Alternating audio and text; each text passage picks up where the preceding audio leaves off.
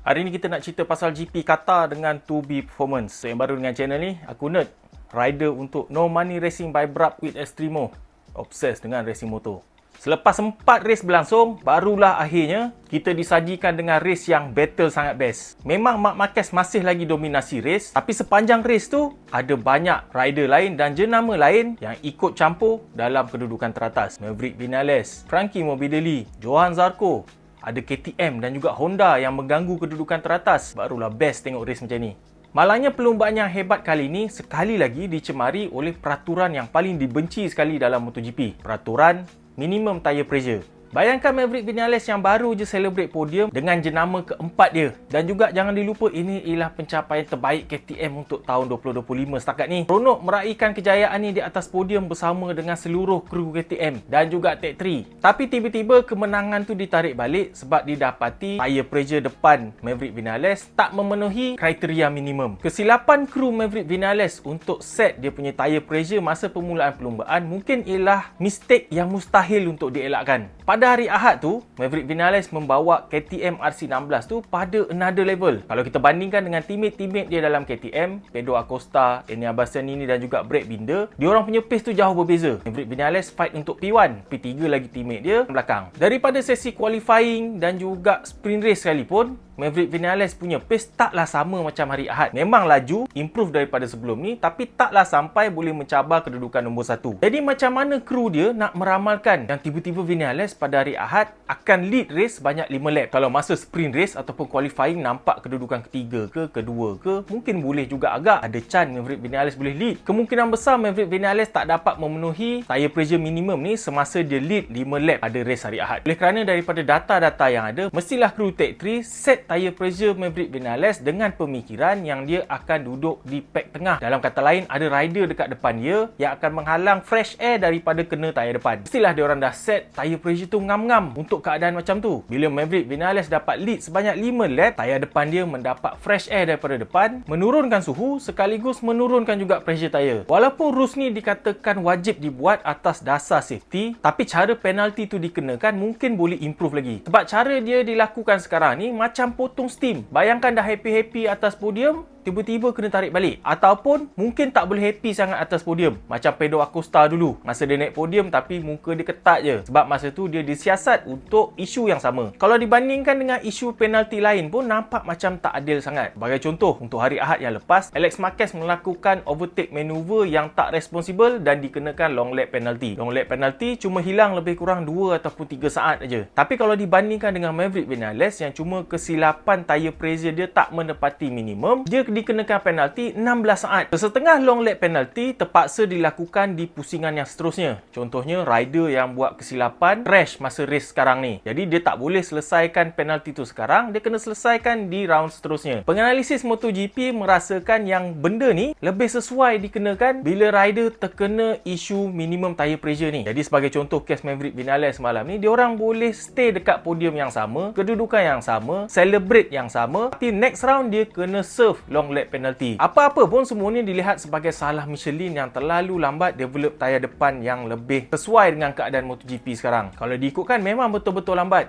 Tyre depan tu dah develop banyak tahun dan dikatakan patutnya mula digunakan pada tahun 2025 ni. Tapi akhirnya didelaykan lagi pergi tahun 2026 pula. Tahun 2026 pula dah tahun terakhir mereka sebelum digantikan dengan Pirelli pada tahun 2027. Jadi betul ke Michelin akan all out buat lagi tyre 2026? Tahun last dia je pun. Buat apa dia nak develop beria? Dari segi positifnya, Maverick Vinales masih lagi happy dengan kedudukan podium sementara dia tu. Macam yang kita sembang dekat video yang lepas, dekat Qatar ni ialah penentu. Adakah Maverick Vinales dah betul-betul serasi dengan RC16 ni ataupun itu one off aja dekat kota? Nampaknya macam dah betul-betul serasi ni, cuma tinggal nak konsisten je untuk pusingan-pusingan seterusnya. Performance dia kali ni memang jauh beza daripada rider-rider KTM yang lain, tak dapat dinafikan. Benda ni sangat kontradik dengan kita peminat MotoGP ni yang ingatkan pada tahun 2025 ni KTM akan di-lead oleh Pedro Acosta. Pendapat ni memang meleset untuk semua orang. Marc Marquez masa Vinales potong dia, diingatkan itu ialah Pedro Acosta sebab dalam kepala otak dia memang KTM yang laju ialah Pedro Pedro Acosta seorang aja. Dari segi feel pun, pendapat Maverick Vinales dah berlainan daripada 3 lagi rider. Dekat ahad lepas ni, Maverick Vinales cakap motor RC16 ni ialah jentera yang dengar cakap. Dia sedap bawa motor ni. Sangat berbeza dengan rakan dia yang lain. Brad Binder kata pada race yang lepas ni ialah keadaan RC16 paling teruk sekali. Pedro Acosta masih lagi dengan masalah vibration tayar belakang yang sama. Enea Bassini pun belum dapat lagi tune. Jadi menarik untuk kita perhatikan KTM ni untuk race-race yang akan datang.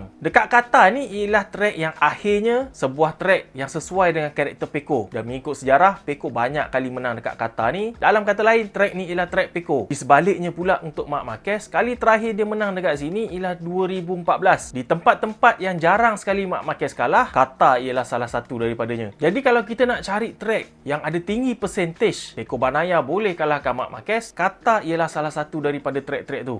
Tapi dengan track yang tak sesuai dengan Marc Marquez pun, Marc Marquez dominasi hat-trick sekali lagi pada musim ni. Mendapat kedudukan P1 daripada qualifying, sprint dan juga race utama pada hari Ahad. Bayangkan di track yang tak sesuai dengan karakter dia pun, dia boleh dominasi macam ni. Cuma rider lain akhirnya bolehlah kacau-kacau dia sikit. Pecco pun boleh potong dia sekejap. Jadi nampaknya Ducati memang telah buat keputusan yang betul, ambil Marc Marquez untuk bawa Desmo CDC diorang untuk maksimumkan performance dia. Rahsia Marc Marquez ialah penjimatan tayar. Benda ni jadi possible sebab kelajuan Marquez lebih daripada rider-rider lain. Jadi bila Morbidelli terlepas mendapat tempat pertama, dia biarkan aja dan dia follow je, semata-mata untuk save tayar untuk hujung-hujung perlumbaan nanti. Dia boleh buat macam ni sebab dia tahu performance dia memang lebih daripada rider lain. Meantime dia nak potong je. Cuma tayar tu tak boleh habis dulu. Hanya selepas Pecco potong dia, barulah dia start push sebab dia tahu Pecco bukan rider yang senang untuk dia overtake. Itu pun selepas mendapat balik tempat kedua daripada Pecco dan Vinales dapat tempat pertama, dia follow dulu Vinales sebelum pada saat-saat akhir overtake Vinales untuk rampas kedudukan P1. Dengan selamba je dia potong dan menang. Masalah penjimatan tayar yang diselesaikan oleh Marc Marquez ni ternyata ialah masalah yang dihadapi oleh Pecco dan juga Morbidelli. Untuk Pecco, dia tahu dia kena save tayar, tapi sebab dia nak overtake Franco Morbidelli, dia terpaksa push dan gunakan juga tayar tu. Hasilnya dekat penghujung race, tayar tu habis terus. Belajar daripada 8 DNF musim lepas, bila tayar dah habis, Pecco berhenti push. Dia stay je dekat P3 dan kutip mata yang berharga. Lebih baik kutip mata daripada jatuh. Selepas Vinales dikenakan penalti, Ducati Factory dapat position P1 dan P2 melalui Marc Marquez dan juga Pecco Bagnaia. Result yang diidam-idamkan oleh Ducati Factory dan Gigi Dall'Igna. Inilah target diorang bila diorang mencipta sebuah super team dengan 2 orang juara dunia. Masalah Pecco sekarang ni ialah performance dia yang susah nak on top semasa qualifying dan juga sprint race. Ini menyebabkan dia kena start daripada belakang dan hilang banyak mata pada sprint race. Dengan bertambahnya pencabar-pencabar baru macam Alex Marquez, Franco Morbidelli, terbaru sekali Maverick Vinales yang boleh ganggu kedudukan teratas di podium. Jadi ada banyak rider yang akan duduk di celah-celah antara Marc Marquez dan juga Pecco kalau dia bukan berada di belakang Marc. Semua ni memalapkan lagi sinar untuk Pecco jadi juara dunia sekali lagi untuk tahun 2025 ni. Alex Marquez yang lead World Championship sekejap, kali ni bernasib malang. Mula-mula terlanggar abang dia sendiri bila Marc Marquez tutup kejap minyak bila dia lose traction tayar belakang. Kemudian kali kedua, dia buat satu overtake yang kasar kepada Di Antonio, hilang position dan juga dikenakan long lap penalty pula. Minggu yang serba tak kena untuk Alex Marquez. Teammate dia pula sekarang ni, Fermin Aldeguer, merupakan top rookie untuk musim 2025 ni. Cerita dia tenggelam sebab cerita-cerita lebih sensasi Marc Marquez dan lain-lain lagi. Tapi performance dia baik akhir-akhir ni dan dia fight-fight dengan veteran-veteran dalam MotoGP. Dekat sprint race, kedudukan podium tu depan mata dia je. Bila dia dapat potong Quartararo yang buat mistake pada saat-saat akhir, dan kedudukan podium ketiga oleh Franco Morbidelli tu betul-betul dekat depan dia je. Tak ada gap langsung. Dah hampir sangat dia dengan podium. Untuk seorang rider, bila dah nampak podium depan mata tu, next target ialah nak cuba dapatkan tempat tu. Team Factory Aprilia memulakan minggu di Qatar ni dengan berita yang gembira bila Jorge Martin lepas medical test untuk masuk race. Tapi berita gembira tu ternyata sementara je sifat dia. Kali lagi, Jorge Martin crash dengan agak ngeri dekat sini, siap kena langgar lagi dengan Di Antonio. Teruk betul nasib Jorge Martin pada musim 2025 ni. Mula-mula crash di Sepang test yang menyebabkan dia terpaksa miss semua testing dekat Sepang.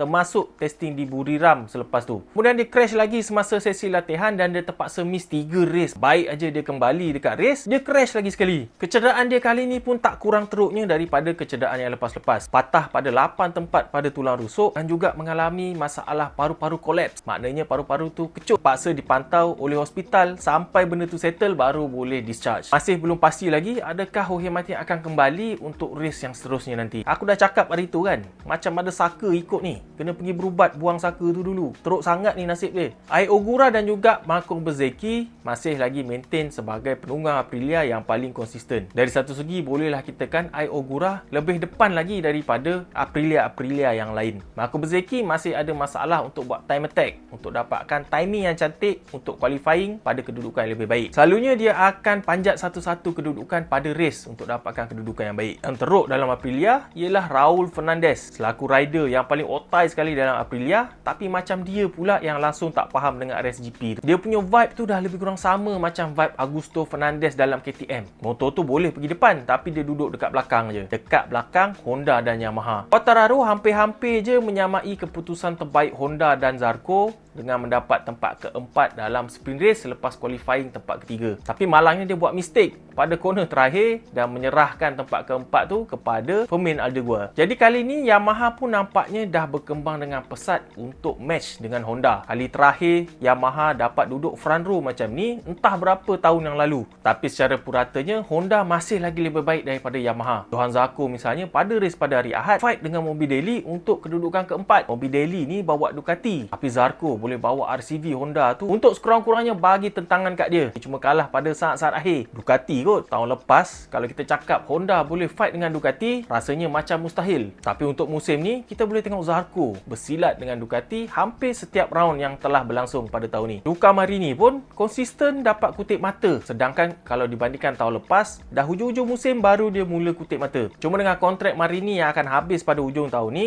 adakah dia akan stay dekat Honda? Tambahan pula dengan kabar-kabar angin Honda ada offer Acosta, ada offer Toprak. Adakah lagi sinar harapan untuk Luca Marini? Ketika video ni dibuat, Yamaha dan Honda melakukan private test di Valencia. Kabar-kabarnya Yamaha akan mula test Genera V4 dengan Cal Crutchlow pada kali ni. Kita tunggu ada tak gambar-gambar leak Genera V4 tu, dan semoga battle yang best kali ni berjangkit dekat round-round seterusnya nanti. Kita jumpa lagi dekat next race yang waktu dia dah mula normal. Tak adalah kita pergi kerja hari Isnin tu dengan mata panda. Jumpa lagi.